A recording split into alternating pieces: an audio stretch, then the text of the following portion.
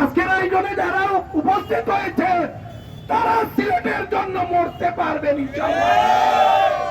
আসুন যুদ্ধে নামুন, দেখবেন কেউ পিছপা হবে না।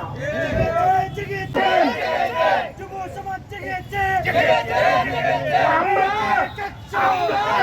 ফুটপাত এবং রাস্তা দখলমুক্ত করার জন্য এই প্রচন্ড বৈরী আবহাওয়া উপেক্ষা করে গত 13ই আগস্ট আমরা কিন্তু 3 ঘন্টা অবস্থান কর্মসূচি পালন করেছিলাম এই প্রধান প্রবেশ মুখে। আজ কিন্তু আমরা এক জায়গায় অবস্থান কর্মসূচি পালন করছি না। আমাদের ডান দিকে প্রবেশ মুখে মহিলারা অবস্থান করছেন, আর পুরুষরা আমরা বাম দিকের প্রবেশ মুখে অবস্থান কর্মসূচি পালন করছি। আমরা নাগরিকদের সম্মানে 2 ফুট জায়গা খালি রেখেছি, আপনারা দেখতে পাচ্ছেন একদম স্বাচ্ছন্দ্যে সবাই আসা যাওয়া করছেন, কোনো বাধা নাই। এর মধ্যে কতিপয় লোকেরা অনেক কথা বলছেন, শুনে ভালো লাগলো। ঘন্টা যানজটে থাকতে পারি, তাতে কোনো অসুবিধা নাই। এখানে আমরা তো কোনো যানজট সৃষ্টি করছি না ভাই।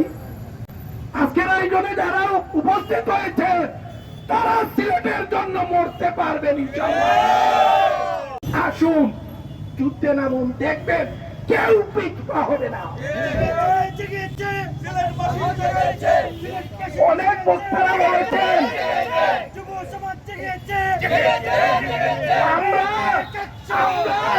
ফুটপাত এবং রাস্তা দখলমুক্ত করার জন্য এখানে বসেছি।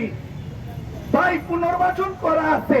হকার মার্কেট, ধনীদের মার্কেট, এটা হকার মার্কেট নাম পরিবর্তন করা দরকার।